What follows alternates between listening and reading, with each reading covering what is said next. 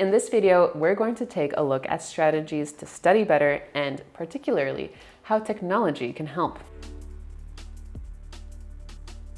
Personally, I'm not going back to school, but I have had my eyes on an online course. So this seems like the perfect opportunity to dive back into learning something new while putting these 5 studying methods to the test. So let's see how it goes. Time blocking. Time blocking is the proactive act of putting aside a specific block of time that's assigned to a certain task. In terms of studying, what would happen is that I'd have to put a block of time on the side just dedicated to studying. Sounds good, right? Well, let's see how it goes. Because we're at the very beginning of our studying journey, the first step is going to be to listen to the lectures and the classes. So what we're going to do is block our day according to doing the difficult things that we have on our everyday plate first, taking meetings afterwards, and then the last portion of our day is going to be dedicated to going through those courses. See you then. All right, everyone, so we have been time blocking for multiple days now.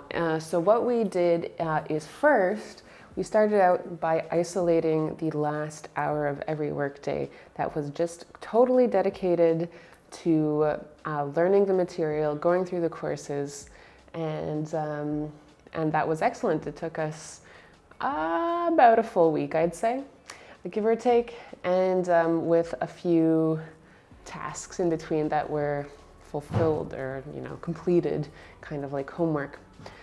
So that was very helpful. It was very helpful to know every day that this is scheduled at this time, and there was no additional kind of thinking or planning or scheduling required because we knew that at 4 o'clock every day, this is what we're doing. So we were able to easily plan our days accordingly, and it was a nice kind of end of day, a treat even. Pomodoro timers and breaks. We've talked about this before. Your brain is like a muscle and it needs to rest before it can flex again. So we're going to conduct a sort of HIIT workout for the mind while studying, working in a sprint of 52 minutes. Check out our link below on why 52 minutes specifically, and then breaking for 17 minutes, fully away from the computer. Let's get going. I've been working using the Pomodoro technique. This has been really successful lately in sitting down and putting in that focus for those 52 minutes, getting something done, and then being able to remove yourself from that situation.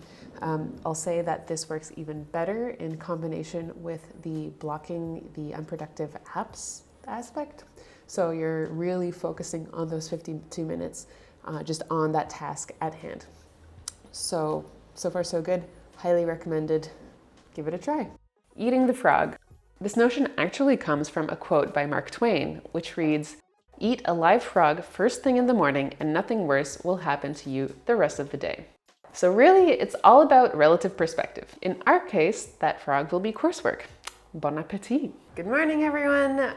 We are at the office bright and early, and we are ready to eat the frog. So we have gotten to the point in the course where we have some homework, some tasks to complete, and following this method of eating the frog, which is doing the most difficult thing first thing in the morning. So this is what we're gonna give a try, and yeah, let's see how it goes.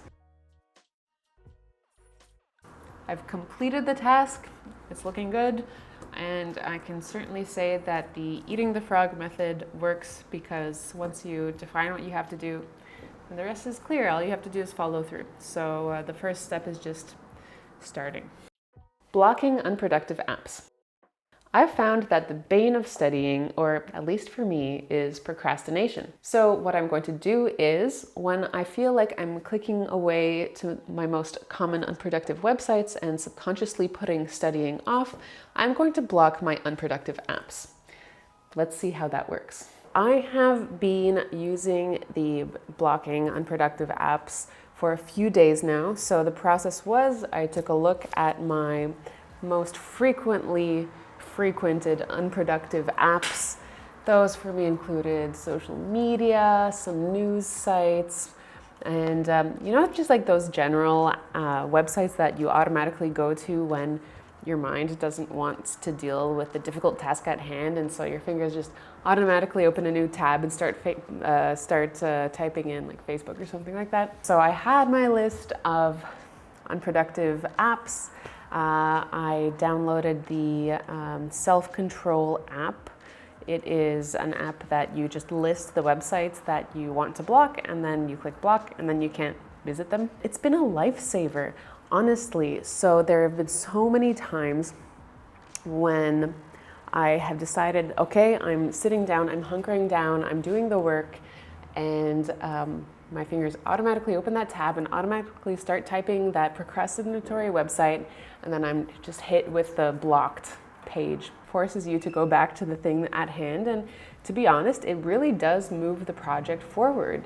And because you don't have your go-to procrastination channels, it focuses your mind when you're not able to focus it yourself. Listening to video game soundtracks.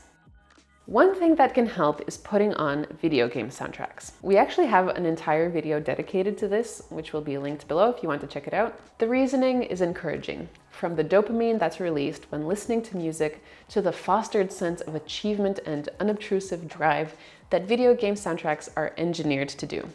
So we're going to give some of the best game soundtracks a try and see if they really work. So we have spent a full day listening to various video game soundtracks to understand how it influences our own ability to focus and perform tasks such as deep focus for studying or anything else for that matter. So we started out with Animal Crossing. I don't play Animal Crossing. I know I'm outing myself. The soundtrack was kind of basic and doop-de-doop, and kind of reminded me of Sims, also a building game from what I understand from Animal Crossing. Rather than initiate some sort of drive to go and continue and keep going, I just found myself zoning out, which was also a sentiment that my colleagues around me shared. We were all listening to the soundtrack in our room. There are about 3 of us at any given time in here, so we were able to test this out on all of us. We quickly moved on from Animal Crossing because it didn't seem to be working out.